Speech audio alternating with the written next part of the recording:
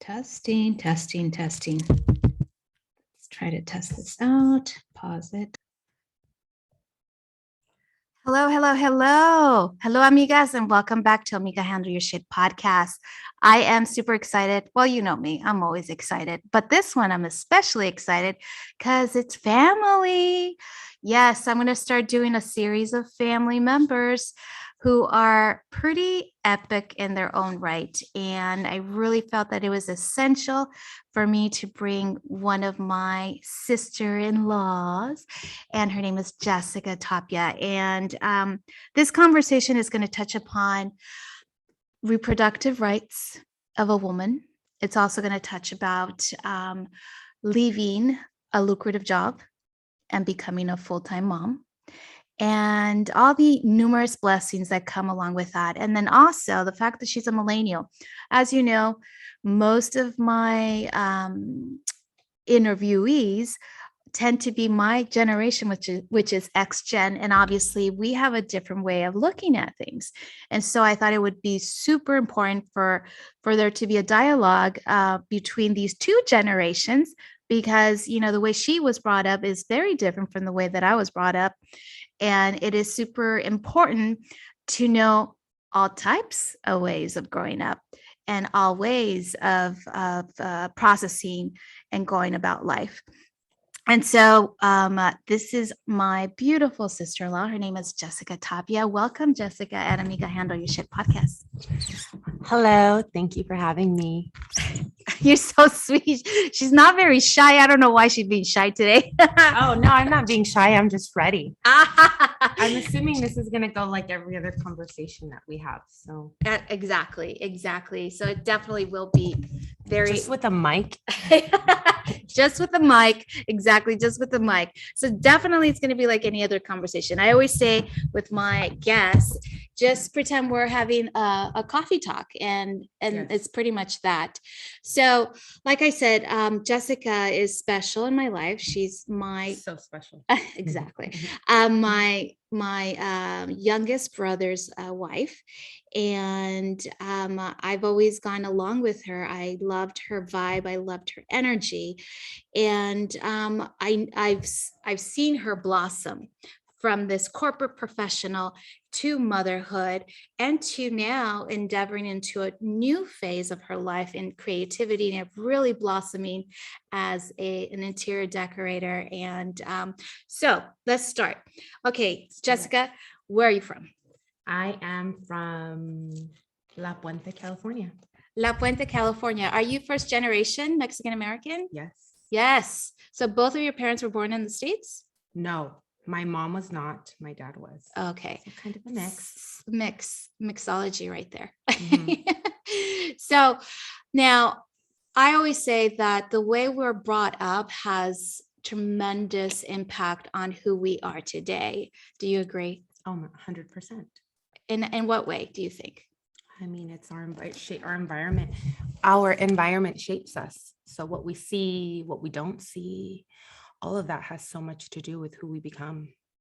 Absolutely. And so now tell me, you started doing banking. Now I want to flesh that out. So tell us, how did you start with the banking industry? I was always good with numbers. Growing up, none of my family, at least my parents, we moved out here. We didn't have any family out here. It was just my parents, my brother and I. So none of us had gone to college. My brother didn't go to college and he's older than me. So I remember I had a neighbor who was like kind of helping me decide where I was going to go. And she was like, "You're so good at math and numbers." And I went to college. Originally, I wanted to go to FITM, but my mom, trying to look out for me, was like, "I don't think you should do a trade school. Why don't you do, something like in finance, because you're good at that. And then if that doesn't work out, and if you still want to go to FITM after you get your degree, then you can do that." So, I grew up with a very, very independent and fiercely ambitious mom who immigrated to the States and was an entrepreneur. So that's what I grew up seeing, that women owned businesses and that women were successful and that women were really the boss. My dad was a boss in his own right, but I saw both of them as very independent and financially stable people. And so I knew at the time that I wanted to make money. That was my drive when I was younger. I wanted to have a better life. And my version of better at that time was just make more money. So who doesn't want to make more money, right? Right. Well, I know as you get older, the story changes, but at that time it was, well, what can I do to make money? And I went into finance. Well, I started with accounting and I ended up hating it. Oh my God. Yeah. I interned for an accountant and it was not for me. And then I switched to finance and I really liked, it was like finance and marketing. And I really liked that. And it's funny, there's this point in time where my parents are getting life insurance and this woman shows up in like a convertible BMW to my parents' home and she's polished and dressed so nice. And she's talking to my parents with all this important paperwork. And I think I'm 18 at the time. And I'm like, so I go up to her and I'm like, what do you do? And she's like, I sell life insurance. And, I work for this company. And once you're 21, call me. And that's what I did. I was in college. I was still finishing my degree. I turned 21. I called her and she's like, you should get your life insurance license. You should get your Series 7, your 66, and, all these brokerage and annuities licenses, and you can help people manage their money. And I was like, okay. So this is going to date me, but I remember telling my mom, this is what I wanted to do. And we were looking up jobs in the newspaper that had that kind of description. That's right, because Google did not exist. Oh my God. I remember that's an X, no, not X. What is it? Z generation. I know.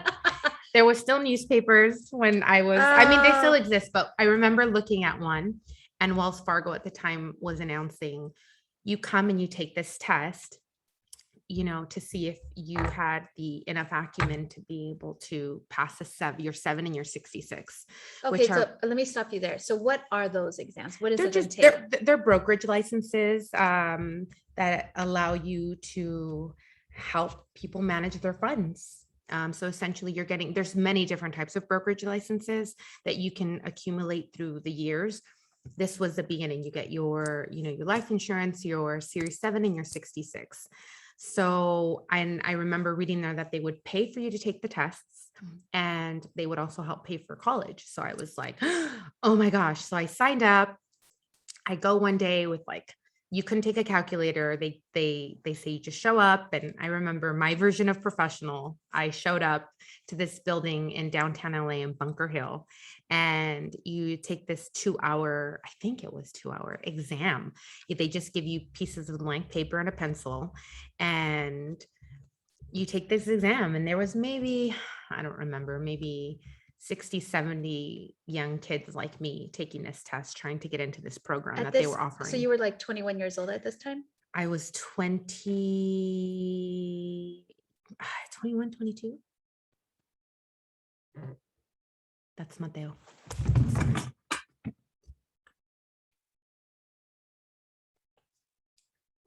So I'm taking this test and 2 days later, I get results that I passed and I joined this licensed banker program. At that point, I already had my life insurance licenses, but they're pretty much now paying you to study for, I think it was 6 months was it 4 months? I don't remember now, but to take your Series 6 and 66. I'm sorry, your Series 7, your 6 and your 66.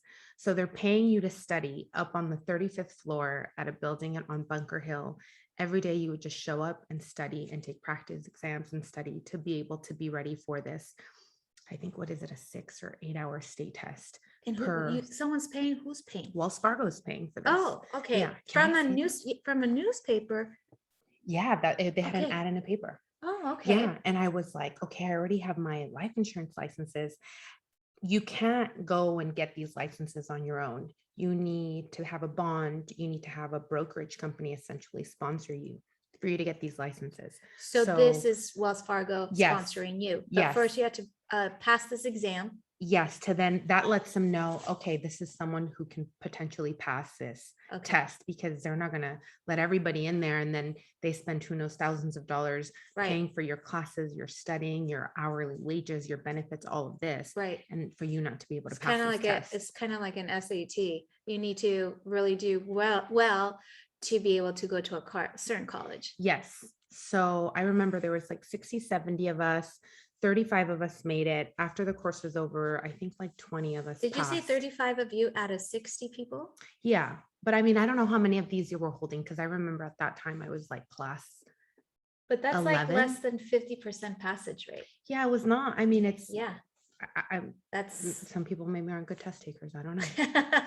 But we passed. And then out of those 35, you get people that drop out, because it is, as you're taking practice tests, and if you're not doing well, they'll tell you like, is now your time to go, or do you need to study more? And at that point I was already in college, and I remember thinking, God, this is harder than college, because I remember I would study from 8 to 5 at work. I would get home, I would have dinner, and then I would study until I fell asleep at home. I remember it was probably one of the things I worked the hardest for. I just wanted it so bad, because I thought, I'm 22 and I'm going to be a broker. I was so excited. From a big, huge financial institution. Yeah. I thought, I'm on my way. So I get my licenses, I pass, I become what they called then, I don't know what they call them now, but I become a licensed banker. And, Wells Fargo was such a great training ground for me, because they taught me so much about money, how it works, and interest rates, and what is an equity, and not just so much. I thought I was just going to go in managing people's money, but what does a 22-year-old who doesn't own a home or have credit cards know about managing people's money? And it really was such a, everything is about opportunities. And I know you always say this, things happen for you, not to you. Me getting into that role happened for me, because otherwise there is no way that in my life or in my circle that I would have had the opportunities that I got to be in front of so many different people and talk about money. It's such a personal thing, and I had a desk, people would come to me, ask me for advice. And I remember thinking, wow, like, these are older people with businesses coming to me, this young kid. And I took it very seriously. I took my job like, I really need to know what I'm doing. I really need to lead people in the right direction. I really need to know what all this stuff is. And coupled with the fact that I was, on my way to getting a finance degree, I just, it was the perfect environment for me to thrive in. And I think, as a girl who was born in East LA and then grew up in La Puente, I didn't really get that exposure. And as I continued to do well and, move up and lean more on the brokerage side, they moved me to different areas. I started in East LA, and then eventually I moved into San Marino, which was culture shock, because I didn't grow up around a lot of other cultures other than Latinos when I was growing up. And then all of a sudden, everybody around me looks different than me. I'm the only, Mexican American woman there.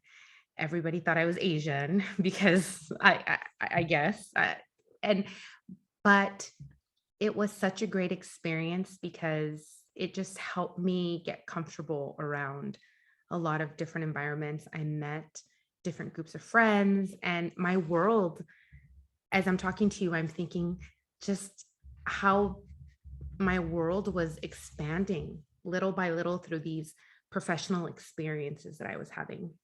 So part of it, luck of the draw, that I worked for this company, and a lot of it worked because I tried really hard to do really well, and I really was a student of life. I felt like I was coming from such a different place than a lot of my colleagues. I didn't have, there was I don't want to say nepotism, but I remember there was a few students in our class who were there because, their dad was so-and-so, and I didn't have that, I didn't have any family here. So I didn't have those type of mentors. I had my parents. And I remember they just being super happy for me because they thought, she works for a bank. She made it, And then you go into that world and you realize, oh my God, just how much there is to know about money, and how little I knew and how little so many people know. And that became just a passion for me at the time. Right. Teaching a lot of the underprivileged or the underrepresented communities about money. Wells Fargo had these cool programs where you could go into like represented schools, and we would teach kids how to save, the importance of money. It was overall such a well-rounded experience for me that I would have otherwise not had. Yeah. And then as I grew, and I eventually ended up moving on and went into a more private bank, where I found that I really loved to deal with artists and entertainers when it came to finances, because I got to kind of marry the fact that I loved, numbers, but also industry. I loved, being around creative people. And here I was now managing creative and entrepreneurs. And I feel like I really thrived in that environment. Yeah, you thrived in that environment. Listen, you were saying something about educating the community. Yeah. So you were basically teaching them like financial literacy. Yeah, we'd have financial literacy courses all the time. We called it, I don't remember what Wells called it at the time, but I remember that being one of the most rewarding things that I did at Wells Fargo. Other than getting my licenses, it was when I sat down one-on-one with, the Latinos in East LA who didn't speak the language, and teaching them, this is what your bank is doing. This is what, and not that it was bad, but helping them understand, how fees worked, and some simple stuff, that I felt sometimes, and I maybe I'm sure this is an assumption, but I feel like, at least the Latinos that I would deal with, they would come and they would just be so happy with the fact that they were able to sit in front of a banker, that was more than enough for them, that they felt they were bothering me, and they just had a simple question and they weren't worthy of my time. And I remember thinking, oh my God, no, I could literally spend an hour with you teaching you how to use your accounts, and teaching you how, what not to do, and why you're getting, fees. And sometimes it was just a matter of educating the community. And at the time when I was there, Wells Fargo did do a lot of that, and I was happy to be a part of it. But that was cool. That was cool. Well, yeah, I mean, obviously, I think our community still to this day needs a lot of education. And in that realm, I know that for like the Boys and Girls Club, I believe there's like this financial literacy programs, and I'm hoping that it's something that is found in many organizations for these kids, because, I mean, what's the first thing that you need to know to survive in this world? How to pay to get your groceries, how to survive. You can't survive without money. Yeah, And money is funny, and it's so sad that they don't teach it in schools. No. So hopefully, like organizations like Boys and Girls Club continue to teach kids about financial literacy, because it's super important. Well, those people aligning themselves with the Boys and Girls Clubs are the banks. The banks, we would work with all these organizations, and these groups of bankers get together and go out to all these organizations and teach kids the difference between a need and a want. Okay, you need, your lunch, you want those new sneakers, and how do you, when explaining to them what a savings is. And I mean, it sounds basic to probably somebody like you and I, but I was really taken aback by the lack of financial literacy in our education system. Oh yeah, oh God. Well, we I can know, like, that's a whole nother that's a thing. whole Yeah. that's a whole nother podcast. Yeah, that's a whole nother podcast. But okay, so let's move on with your new role in the creative and entrepreneurial spirit in the banking industry. So you like that as well. Yeah. Well, at the time when I was working for my previous bank, I was working a lot, and I had already been married 5 years. We had talked about having kids. but I was working a lot. And I just remember feeling like I put aside having kids for a few years because I was career. And then it just hit me where I was like, if I wait any longer, it's going to be too late and I'm going to regret it.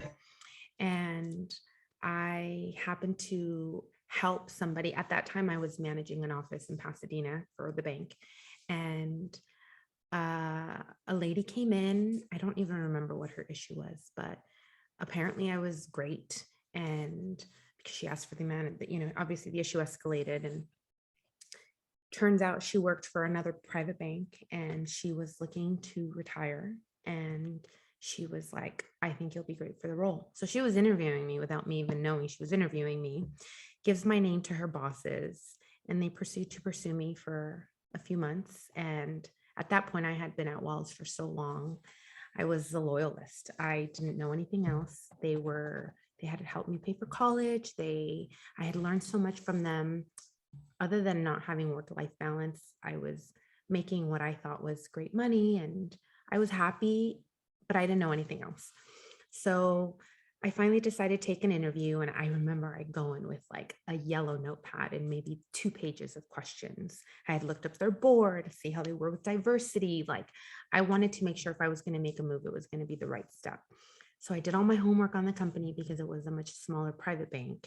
And I wanted to make sure that I felt like I fit in, and all the things that I didn't have at my current job, I wanted to make sure that I can get here. And yeah, after a few interviews, I got the job, and it became an environment where I was making even more money and I was working way less, and I was no longer working 6-7 days a week. And the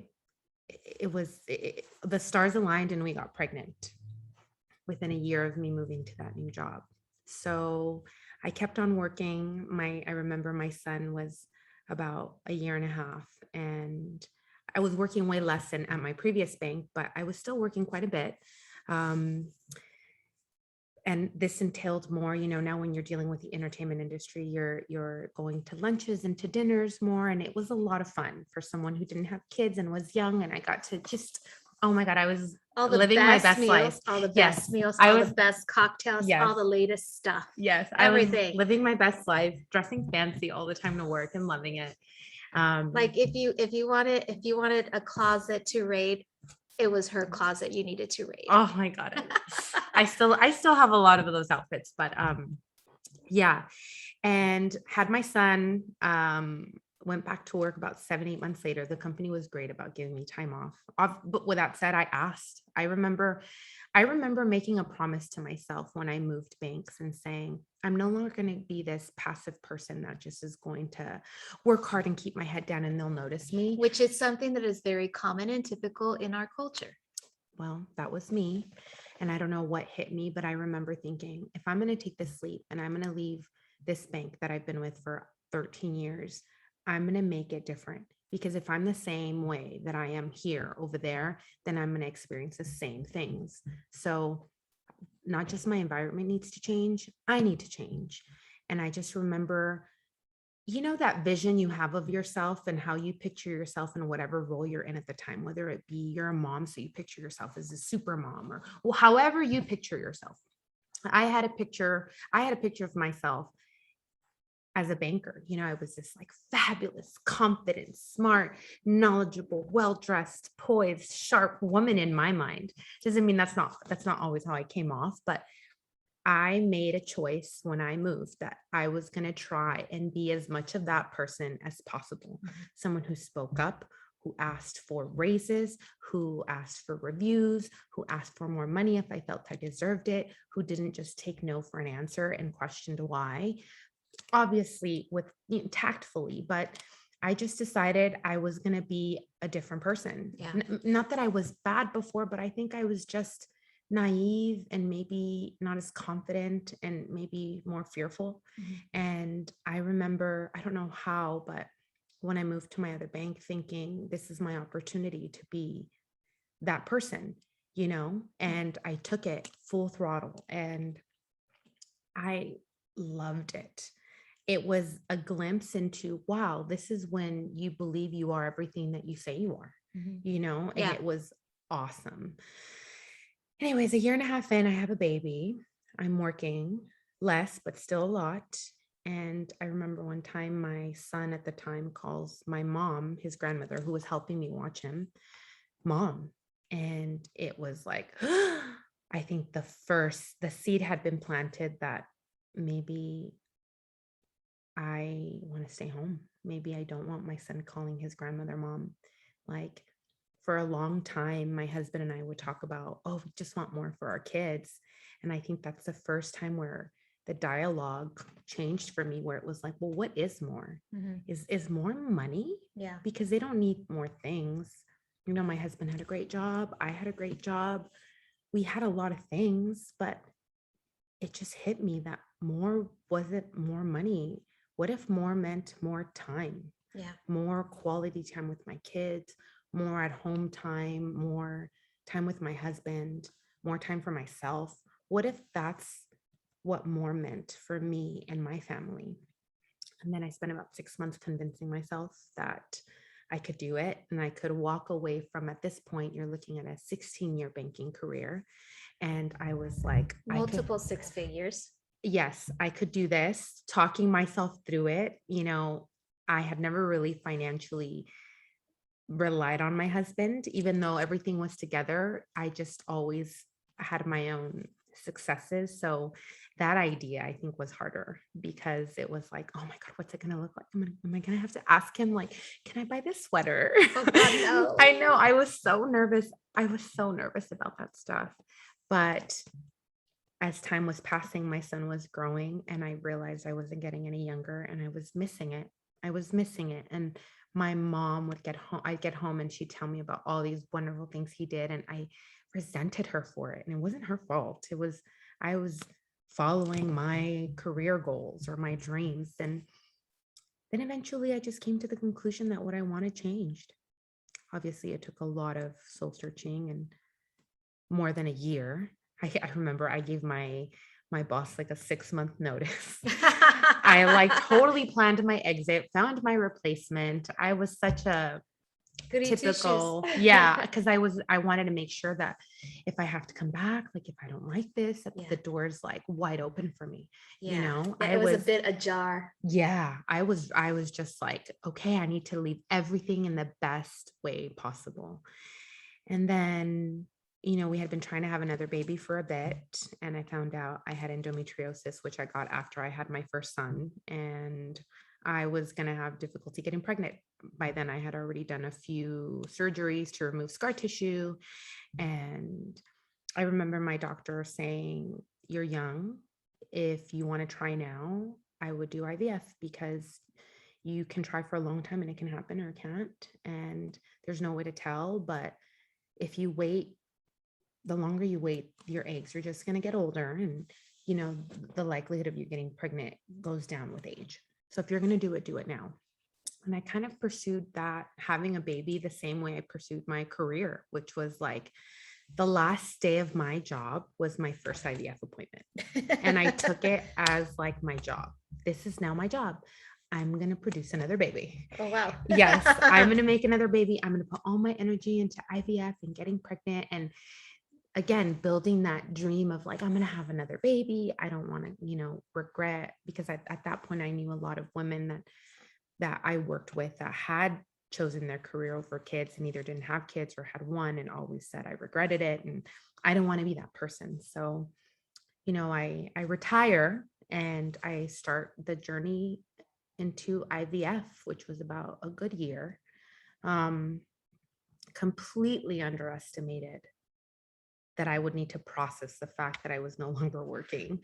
So I think no longer working, all of a sudden I'm a stay-at-home mom and I was doing IVF. So I'm injecting myself. I did 1 round of IUI and then 2 rounds of IVF with extraction. So that's a lot of hormones. And I say that because I'm sure that did not help my feelings, but I went through like that year of me being home and going through IVF was rough.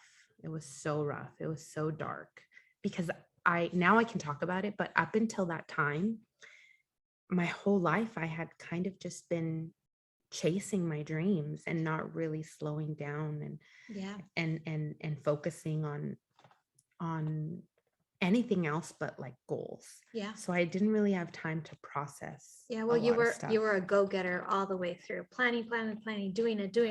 Get it. That's Yeah. it. Get it. Don't stop. Get it. Yeah. And then when something would go wrong, I would just get something else. Like just get it, just go. Cause that's how my mom was. That's how my dad is. That's how my mom is. That's how my dad is. They're just very like, there's a way, there's a solution for everything. You just go, you just don't stop. Like everything is possible. And I just kind of had that attitude. But, along the way, things would happen that I would just not process. I know that now, but then it was just like, well, I'm not going to focus on that. I'll just do something else. So it's at this, it couldn't have been, it was like the perfect environment for me. I was on a ton of hormones. I no longer had a job. I was at home. Yeah. My husband was adjusting to having, he married this like career woman to all of a sudden this wife who's at home. And he's like, are you gonna cook every day? It was so, I remember thinking like, I don't even like to cook. It was an adjustment for all of us. And like just speaking about the adjustment, I know because I know your wife's story, processing through the hormones and whatnot. Did you ever get the chance to speak about your feelings? I did. I mean, I had friends, but I will say that, oh, give me a second. ¿Qué pasó, papi? So I had friends and I would reach out to them and I would talk to them and, bless their hearts. There was nothing they could say that was making me feel better. And it's not because they didn't care. And it's not because, they weren't being good friends. They're just, nothing anybody said seemed to make me feel better. And I think it was something, now looking back, I can talk about it, but it was so lonely. But I think it had to, now I could say like it had to be. But I remember this one time I'm having this conversation with my girlfriend and I'm crying and I'm like telling her I feel this way and I can't really know why. Like I should be happy. I'm at home. I get to do IVF. I'm so lucky. Like, why am I not being grateful? Why is this so hard? And her looking at me like giving me like just feeling so bad for me and that making me uncomfortable. And then at that point I realized like I don't think I can share this journey with anybody. It's like IVF is such a lonely place. And I remember I'd go into my doctors and the hallways would be filled with people doing IVF, women doing IVF, but nobody would ever talk about it. And everybody would just sit, wait their turn, go in the office. And there's a ton of women going through what I was probably going through. But I remember one time like seeing a girl in the office and thinking like, she looks like we could be friends. Should I just go up to her and be like, hey, do you want to be my friend and talk about how shitty this is? But commiserate the pain. Yeah, commiserate, but I never did. And eventually I just kind of became a recluse and maybe a little bit of depression, but I knew I had enough awareness to know this is not me. I need to do something because this feels horrible, this sadness, and I don't want to stay here. And I had a friend who was a therapist and always advocated for therapy. And I was never opposed to it. I just never had the time. And I remember thinking, I'm going to get a therapist. And she gave me a few contacts. I reached out to her and said, I think I need to talk to somebody. I went and I started seeing a therapist. And I remember telling my mom, like, I'm going to go see somebody. And I remember my mom crying because she's like, what's wrong with you? You should be happy. Like you have everything. You have a wonderful husband. You have a healthy boy. Like, why are you sad? Like you don't need therapy. And I remember telling my mom, I don't think that there's anything wrong with me, but I want to keep that way. And I think if I don't talk to somebody, I think that things can get really dark for me because I had already had some really dark moments. And so I started, seeing a therapist, and it was like the best thing I ever did for myself. But it's so funny because I remember walking in there thinking, I'm not going to have anything to talk about. Like, there's nothing wrong with me. I don't know why I'm even sad right now, And then walking in there and like 2 hours later, I was like, oh, I think I need more time. Well, here's the thing about therapy is like, okay, you're talking about the hormones and just this, you had so much, you needed to grieve the fact that you left something so Valuable to me. Yeah. significant in your life, and you never did that. Oh, yeah. And then you jumped into another thing because that's who you are. You go into one thing into another without discussing really, truly a one-on-one to really With myself. with yourself, Yeah. to dig really deep in there. Yeah. And so I think that this will resonate with a lot of women, not only millennials who are having kids or having problems with IVFs or anything like that, but even like women my age, ex-gens who are menopause. We're always crying over nothing. Yeah. Or we're being really mean or rude or Yeah. obnoxious and whatnot, but our hormones go, in a certain direction. And we start blaming ourselves like, oh my God, I'm sorry. Oh, I didn't mean to do that. Oh no. And it's like, it's okay. Like we women need to build solidarity with one another. Yeah, we need to give each other more grace. Yeah. I need to learn to give myself, I'm still learning, but I definitely need to give myself more grace. I don't know where I thought that being super busy and productive meant, and super financially successful equated to a really happy life. Yeah. There was just so much more to it, but I had no idea. Yeah. I remember sitting at the therapist just feeling guilty. Like, who am I? I have this beautiful home, this wonderful husband who loves me, this beautiful, healthy boy. And I'm sitting here crying because I'm now a stay-at-home mom doing IVF, really unhappy. I felt like an asshole. Like, what is wrong with me that I'm not grateful? Like, my parents worked way harder, never had some of the opportunities I've had. And here I am crying about it to paying somebody to listen to me. But this is the problem. Yes. Part of the problem of our culture is that you deal with it on your own. No, you need tools. And if you don't have coping tools, because they weren't a part of, your parents did the best they could, but if they can only give you the tools they had, if they didn't have them, you don't have them. Exactly. So you got to go get them. Yes. And how you get them is up to you, but you definitely need some tools. And I just didn't have a lot of tools. Like, I had the tools of always be positive, just go get her. I had a lot of great tools, but I was missing a few significant ones that allowed me to stop and reflect. And I remember going to therapy and feeling like this weight off my shoulders, being able to talk to somebody that wasn't judging me, but was helping me walk through my thoughts. Like, well, you're feeling this way because, maybe this. And it wasn't about anybody else. It was completely about me. And I think that's the thing with friendships. I can say this now. I feel like I was more of a people pleaser when I was younger. So a lot of my friendships were more about, being there for them and how can I help them because I was fine. And, and all of a sudden when I really needed somebody, not that my friends couldn't, I don't even know if I knew how to ask for help from them because I was so used to being the fixer in all of my relationships. So when I needed fixing, I didn't know how to ask for it, how to get it, how to even begin that dialogue with my friends. And I didn't feel comfortable. And you go through the period of like, oh my God, then what do all these friendships mean? Do I just not have good friends? And I mean, so many things you think about, right? Like, how can I be this age and not be able to rely on anybody? But it wasn't that.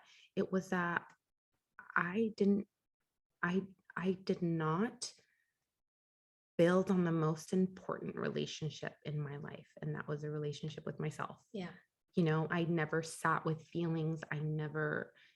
And now looking back, that loneliness, that year or two that I spent alone and in therapy, oh, such a gift. I needed the alone time to get to know myself. I needed the therapist to help guide me because, sometimes your thoughts go crazy and having somebody help guide those thoughts and make you feel like, I mean, there's no such thing as normal, but make you feel like it's okay that you feel that way. This is you just processing. And even now, I still go to therapy and my therapist telling me, I want you to sit with that.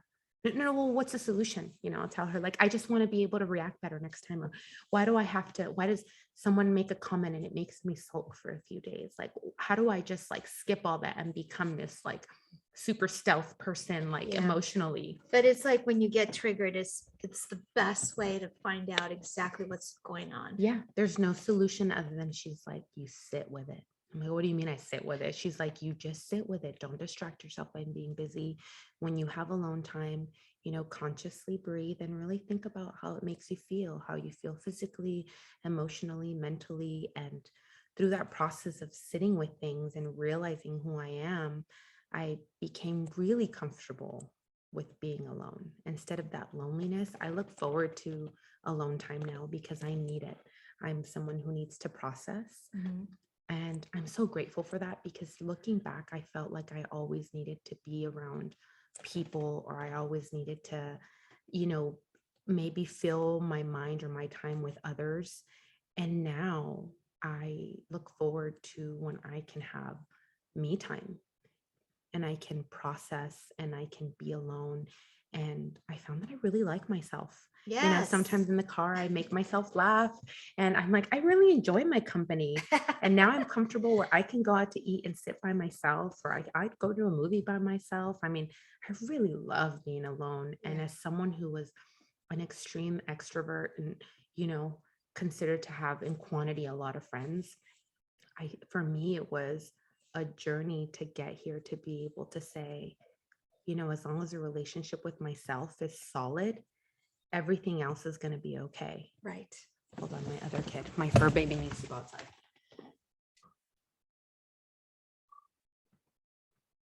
Okay, so the relationship with myself was the most important one that I've built in the last few years. And that loneliness, that sadness that I felt, I think it was a long time coming. And I'm grateful for it now because now I can stand alone and sit alone and not feel lonely. And it's a beautiful place to be. But I had to sit with that uncomfort for a good year and a half of feeling like all these feelings that I probably hadn't felt in years that I kept on avoiding, all my past mistakes, all my interactions, just reflecting on so much. That's what you do when you have time and you're injecting yourself. So I couldn't work out. So I didn't have those endorphins. I think a few months I was on bed rest because once I got pregnant, I'm one of those that just gets really sick. And so I think I was on bed rest for 4 months, a few trips to the emergency room to get some IV because I would just throw up so much. And all that time I realized, and we talked about this a few days ago, like nobody's going to come save me. Not even my husband, who's my hero, is going to come save me. I need to save myself. I need to figure this out. And in that loneliness, I found myself. And now I say like the loneliness now in a positive way, no negative connotation. Like sometimes I love being in the loneliness, because it's when I can really sit with who I am and what's happening and not be persuaded by others or not compromise what I want or not compare. And it's so easy to stay focused when you're just really focused on yourself. Yeah, absolutely. And I'm glad that you had that opportunity to sit with yourself. Oh yeah. And get to know Jessica. I would have been a really exhausted person right now if I hadn't. Right. Yeah. And I think that there's a lot of amigas out there who still don't know themselves. And so it's super important to talk either with a professional or get involved in programs that teach you about developing yourself, your personal self, because I mean, what I did in my life as someone working as an attorney, now I have 21 years going on 22, but for the 17 years of not really doing anything, meaning just day in, day out, going through the motions. And meanwhile, the body's breaking down and you're not really paying attention because this is all you know. And what else am I going to do?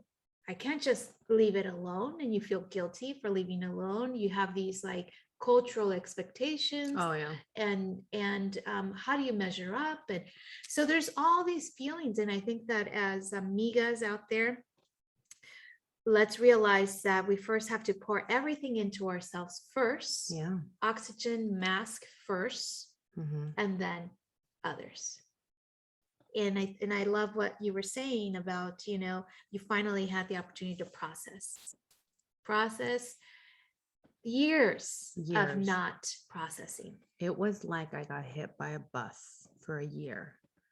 It was so hard. But now I look back and I'm like, oh my God, I'm so thankful for that time that I had to myself, that I had the wherewithal to seek help, and that I still go to a therapist. And I was a little bit more shy about saying, oh, I'm going to therapy, but now I actually advocate and tell my girlfriends, because I want to normalize the fact that how is it that you need a trainer to get physically fit, you need a teacher to teach you a new subject? How is it that we haven't grasped the idea that we don't have all the tools to deal with our mental and emotional well-being? Yeah. And that is okay, just like we don't have all the other tools for other things. Yeah. And it's okay to go find somebody who does, so that they can share those tools with you. And I think if anything, now those coping tools now allow me to understand when I'm feeling a certain way, and they give me a much better understanding of myself. And I'm able to really, I don't know how to say this, but you had mentioned something earlier about, we're always kind of chasing, and the only person you should be comparing yourself to is the person that you were yesterday. We're always trying to better ourselves, but it should really be, I think, having the time to ask yourself, like, who do you want to be as a person, irregardless of everybody else around you? And sometimes it's hard to shut off the noise. Yeah, definitely.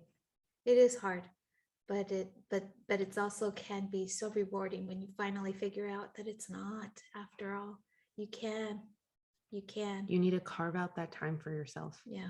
And then it just becomes just becomes habit. Now for me, I need those daily check-ins with myself. Yeah. Beautiful. So now that you're checking in with yourself, and I'm going to check in with you about one of the things that I always ask my guests is if they can share a tip or two on how an amiga can handle her shit, because obviously you have, you've been up and down with emotions and hormones, and up and down in the financial districts, and just making shit happen for yourself. So do you have any tips? Yeah. Well, you said two. So yes. Let me see. Give yourself grace. You fuck up, give yourself grace. You say something you didn't mean to say, give yourself grace. Apologize and give yourself grace. You make a mistake. Sometimes even with my kids now, like I do something and I'm like, oh, I overreacted, or oh, I didn't. Give yourself grace. I would say give yourself grace. And this idea of being really busy is good, or ask yourself what makes you happy. And no, can we go over that again? So I would say, I would say give yourself grace. And then I would say, what would be my second one? You don't have to have a second one if you don't want to. No, there's just so many, but I'm like, what would really the nail on the head would be?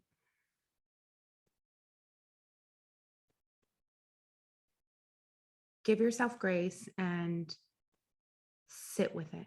It's okay to not be okay sometimes. You don't have to sometimes fix it. Sometimes there's no fixing it. Sometimes you have a shitty day, you sit in that shitty day and feel all the feelings. Don't numb it by, whatever your coping mechanism is, whether it's drinking wine or going out with your friends or whatever distractions you have. Sit in those feelings and think about how it makes you feel emotionally, mentally, physically, and process. So process and give yourself grace. Those would be the two things. And in that, you will find a space, in that quiet time in between your thoughts is where you are. Mhm. And the more you find that person, the more you connect to that person, shit's going to happen. But I just feel like the easier things will be. Yep. It's the thoughts between those ears. Yeah. You're that person. You That are not, space. you are not your thoughts. You are that person in between those thoughts, those empty spaces. And you need to create that. And it's crazy when I, we talk about Eckhart and all these other people we listen to, but when I remember reading where he described it as there's so much going on and your mind is racing. Have you ever thought about like not thinking about anything, because that's where you are. That's where you'll find you, Mhm. in that blank space. Yes. And if you don't consciously create that space for yourself, it's not going to happen, because your mind has already, it's so used to always thinking about things. The moment something's not going on, well, now let me think about this. And now let me create this other problem for myself. And now you need to consciously create that space for yourself so that you can process. Wow, that's fantastic. I love. Process, give yourself some space and grace, right? Yep. Well, thank you so much, Jessica, thank you for for having being me. on Amiga Handle Your Shit podcast. Woo-hoo! That's right, amigas. We'll see you next time.